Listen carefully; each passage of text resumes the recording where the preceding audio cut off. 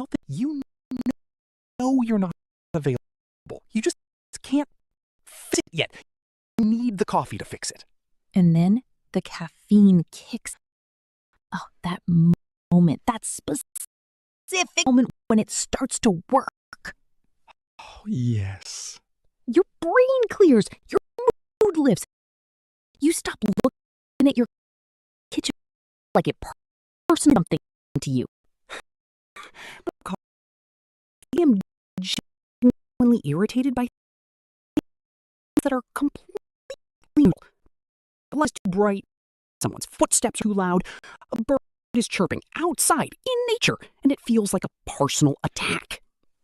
Chirping! How audacity! I know how it sounds, but before coffee, it is real. Oh, no, I believe you. I fully you. And here's the thing. That's where we start to see dependence. Not in a scary, dramatic way, quiet, human way. Your body notices when something it's used to isn't there. And it's not just physical, it's emotional too, right? Because you're not only missing the caffeine, you're missing the ritual, pause, the comfort, the whole ceremony of it. Exactly. I think that's why you're weirdly defensive when you're just cutting back on coffee. Weird defensive. You tried that back? I tried once. Day 1 was fine. Day 2, I was staring at my coffee maker like, we have been through so much together. Don't do this to me. You looked at an emotional longing. Wow, that got deep. The caffeine is doing its best work. Caffeine is doing its best work. Talk about that. I don't think gets enough attention. The midday, the afternoon cup. Oh, that one hits different. Completely different. Because a morning coffee is almost expected, right? Afternoon coffee, that one story. That one comes with a whole emotional backstory. Because coffee. But some coffee at 3 p.m. when you are tired in a way that sleeps, when there's too much noise in your head, when the to-do list has somehow gotten longer, when you are 2 emails away from completely 2 emails, very specific emails. The coffee is not just a drink. It's a tiny act of kindness you do for yourself. Pick me up. I love that phrase because it sounds exactly like what it is. Not I had a breakthrough. Just this lifted me a little. And a little. Enough to answer the email. Enough to get through the next hour. Enough to suddenly annoyed at everyone in the room. A little and enough. I had one of those moments a few weeks ago. I was just emotionally flat and sad exactly, just empty. Like the battery was at 3% and I didn't... That kind of tired is different from... It really is. And I sat by the window, did absolutely nothing useful for about 10 minutes. Just looked outside. Watched some pigeons have a disagreement. Pigeons having a disagreement. They were very passionate about whatever it was. After those 10 minutes, I felt continue. That's it. Not transformed, not inspired, just slight. And coffee does that. Of the day, it just makes the day feel a little less sharp. Some of the best things in life aren't big solutions, small softeners. It needs to be a quote on something. A mug, probably. A coffee mug. Obviously. I need to talk about the coffee shop. Because the universe. It really is. Coffee at home, coffee in a cafe is a completely different... Right?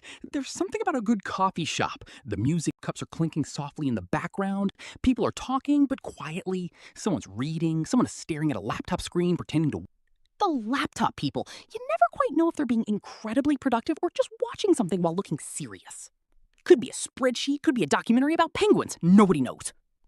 And that's kind of the beauty of it. A coffee shop isn't places where you're allowed to just be quiet, thoughtful, a little lost, and nobody requires you to explain yourself. You can sit there alone and feel held by something, not by a person necessarily, just by the atmosphere, the soft noise, the sense that life is continuing around you and you don't have to perform right now. Alone, but not lonely. Exactly that. And oh, the plans people walk into coffee shops with. It is remarkable. The coffee shop ambitions, yes. Today I will sort my entire life. I will answer every email. I will finally start that project. I will become the person I have always meant to be. And then? You drink half the coffee, you look out the window for 30 minutes, you think some vague thoughts about life, and you leave feeling like you've had a deeply productive experience. That is okay. Sometimes the window and the 30 minutes of quiet is the thing you needed most. Procrastination. It's restoration. It really is. Especially in a cafe, isn't always about productivity. Sometimes it's just about how the moment, the atmosphere hitting the spot. When something hits the spot, it feels exactly right. Not almost right, not pretty good. Exactly says, yes, this is what I needed. And you couldn't have planned it. You just had to. Can we get into the memory side of coffee? Is where it gets really beautiful. Yes, let's go there. Coffee is one of the most one breath, and you are somewhere else entirely. Completely. For me, the smell of coffee takes me back to Saturday mornings when I was small. My parents would be in the kitchen, the house was still quiet, rushing anywhere yet, and the smell of coffee was just there, warm, safe. Started putting pressure on anyone yet. That's such a beautiful memory. And now, every time I smell coffee, especially in the morning, especially when there's this little flicker, this warmth, not just a small, sentimental one. And now I smell coffee, especially in the morning, especially when everything is still quiet. There's this little flicker. This, not a big emotion, just a small sentiment stayed. It waited for you. And I think coffee means so much to people. It's not just the caffeine, it's the taste. It's everything that the smell carry with them. Mornings, people you love, places that felt safe, of yourself from before. And back on coffee, or giving it up completely, can feel almost sad. Not just physically difficult, actually a little sad. Because you're not giving up, you're stepping away from a ritual. And rituals are where that's really true. Maybe coffee was never really just about the coffee. Maybe it was always about the moment wrapped around routine, the memory, the pause, that first sip on a slow morning when light and loud, and for a tiny second, everything just settles. Yeah, play that. Word tour, vocabulary. All right, before we close out today, let's get together. These are the best vocabulary words from today. Next, sentimental. If something feels sentimental, it carries or memory. It matters to you and it not just logically. For example, that old cafe is still sentimental to her. She used to go. Or he kept the chipped mug for sentimental repeat. Sentimental. Sentimental. Next, familiarity. Familiarity is the feeling of knowing something so well, comfortable and safe. For example, there was a sense of familiarity in her that made her feel grounded. Or the familiarity of that little cafe the moment he walked in. Repeat. Familiarity. Next, soothing. If something is soothing, it helps you feel calm, settled, and less tense. It's gentle, it's quiet, it's soft. For example, the sound of the coffee machine in the morning is strangely soothing. Or she found the low music and warm light of the cafe deeply soothing after a hard day. Repeat. Soothing. Soothing. Next, nostalgic. Nostalgic is that warm, bittersweet feeling when something reminds you of the past. Happy, but also a little tender. For example, the smell of coffee made him feel nostalgic for quiet childhood mornings. Or there's something nostalgic about sitting in a cafe on a rainy afternoon. Repeat. Nostalgic. Nostalgic. Next, dependence. Dependence means relying on something so much that you genuinely feel its absence when it's not there. For example, her dependence on coffee became obvious the morning she skipped it and felt foggy all day. Or small habits can dependence over time. Repeat. Dependence. Dependence. Now, a phrasal verb. Kick in. When something kicks in, its effect begins to happen or become noticeable. For example, the caffeine usually kicks in about 20 minutes after your first sip. Or, once the medicine kicked in, she finally started to feel better. Repeat. Kick in. Kick in. Another phrasal verb. Cut back on. To cut back on something means to reduce it, to have less of it than before.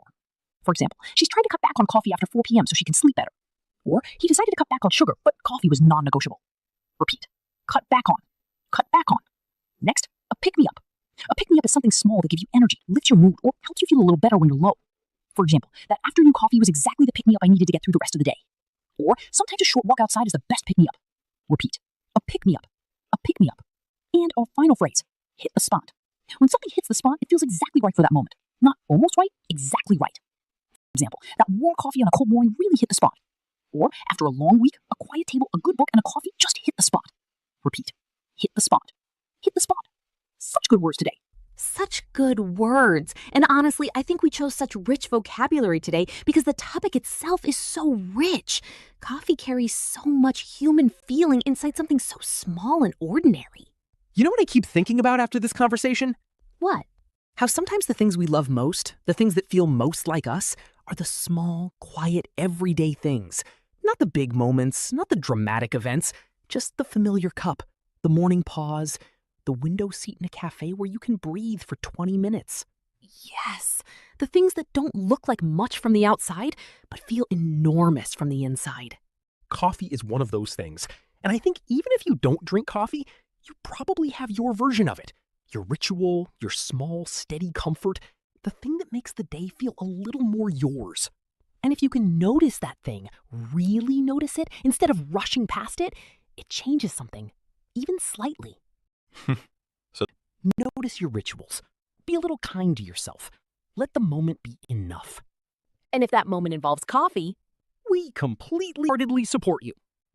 we really do. If you enjoyed today's episode of Daily Speak English, please leave us a comment telling us, what does coffee mean to you? Is it comfort, energy, memory, routine, or just the world's best excuse to sit somewhere quiet and do nothing for a while? All valid, all deeply valid. Give this episode a like if it made you feel something, or if you just want to support two people who clearly have complicated feelings about coffee.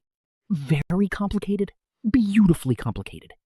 Subscribe to Daily Speak English so you never miss an episode, and share this with someone in your life who absolutely cannot function before their first cup. Or someone who says, I can quit anytime, While making cup number 4. at 2 p.m. At 2 p.m. on a Tuesday. Take care of yourself this week. Find your small comforts.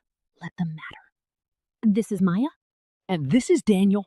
And you've been listening to Daily Speak English. We'll see you in the next episode. Bye, everyone. Quietly, just before the mic cuts, I'm going to make another coffee. Of course you are. Welcome to Daily Speak English channel, English podcast for easy English conversation. Okay, real question before we even start. Daniel, did you have your coffee this morning? Define morning. Oh no! I had half a cup. My neighbor knocked on the door. I got distracted. I came back and it was cold, and I just stood there looking at it like, who did this to me? You looked at cold coffee and felt personally betrayed. You are a hero.